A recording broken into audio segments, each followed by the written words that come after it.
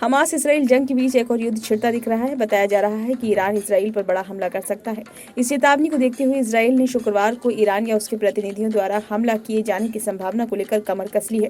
उसने हमले से निपटने के लिए पूरी तैयारी कर ली है। दरअसल हाल ही में सीरिया में ईरान के वाणिज्य दूतावास पर हमला हुआ था।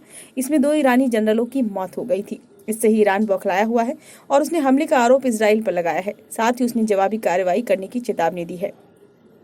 भारत, फ्रांस, पोलैंड और रूस सहित देशों ने अपने नागरिकों को इस क्षेत्र की यात्रा नहीं करने की सलाह दी है। गौरतलब है, हमास और इसराइल के बीच 7 माह से युद्ध जारी है। वहीं व्हाइट हाउस के राष्ट्रीय सुरक्षा परिषद के प्रवक्ता जॉन किर्बी का कहना है कि ईरान से खतरा वास्तविक और व्यवहार्य है। इजरायली सेना ने कहा कि उसने नागरिकों को नए निर्देश जारी किए हैं, हालांकि लोगों को सतर्क रहने के लिए कहा है। मुख्य सैन्य प्रवक्ता डैनियल हगारी ने शुक्रवार को कहा, पिछले एक दिन में सेना ने ईरानी हमले की खबरों और बयानों के बीच स्थिति का आकलन किया और कई परिदृश्यों के लिए योजनाओं को मंजूरी दी।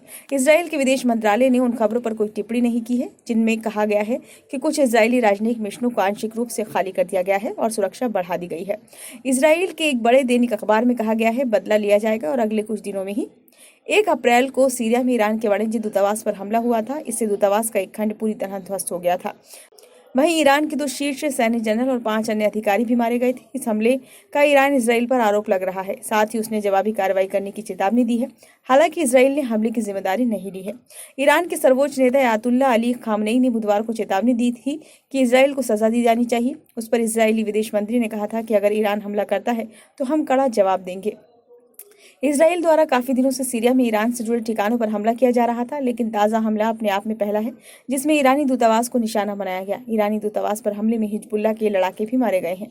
अब हिजबुल्लाह के नेता हसन नसरल्लाह ने बीते शुक्रवार को कहा था कि बेशक ईरान जवाब देगा, लेकिन उन्होंने कहा था कि हिजबुल्लाह इसमें कोई दखल नहीं देगा। इसराइल हमास युद्ध के बीच ईरान द्वारा इसराइल पर हमले की तैयारी से संघर्ष के पश्चिम एशिया के बड़े इलाके में फैलने का डर भी पैदा हो गया है। ब्यूरो रिपोर्ट, नई दिल्ली।